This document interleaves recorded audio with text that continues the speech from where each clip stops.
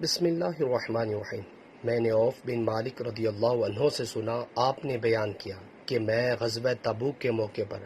نبی کریم صلی اللہ علیہ وسلم کی خدمت میں حاضر ہوا۔ آپ اس وقت چمڑے کے ایک خیمے میں تشریف فرما تھے۔ رسول اللہ صلی اللہ علیہ وسلم نے فرمایا کہ قیامت کی 6 نشانیاں شمار کر لو: میری موت، پھر بیت المقدس کی فتح، پھر ایک وبا جو تم میں شدت سے پھیلے گی جیسے بکریوں میں طاعون پھیل جاتا ہے،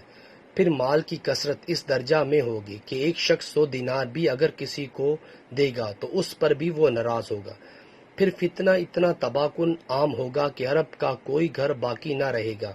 جو اس کی لپیٹ میں نہ آ گیا ہوگا، پھر صلح جو تمہارے اور بنی الاصفر نصارہ روم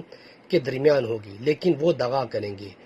اور ایک عظیم لشکر کے ساتھ تم پر چڑھائی کریں گے، اس میں 80 جھنڈے ہوں گے اور ہر جھنڈے کے ماتحت 12,000 فوج ہوگی، یعنی 9,60,000 فوج سے وہ تم پر حملہ آور ہوں گے۔ رسول اللہ صلی اللہ علیہ وسلم نے فرمایا، جو اللہ کے راستے میں جہاد کرے، جہاد ہی کی نیت سے نکلے، اللہ کے کلام اس کے وعدے کو سچ جان کر،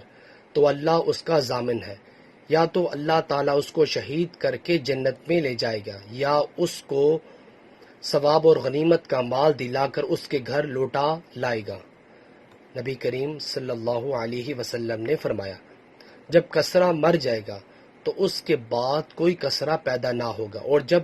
کیسر مر جائے گا تو اس کے بعد کوئی کیسر پیدا نہ ہوگا، اور اس ذات کی قسم جس کے ہاتھ میں میری جان ہے، تم لوگ ان دونوں کے خزانے اللہ کے راستے میں خرچ کرو گے۔ نیچے والا موجود ہے۔ ویورز، اللہ تعالیٰ سے دعا ہے اللہ تعالیٰ ہمیں بھی اپنی زندگی کو اسلام کے مطابق بسر کرنے کی توفیق عطا فرمائے، اور ہمیں 5 وقت تکبیر اللہ سے نماز پڑھنے کی بھی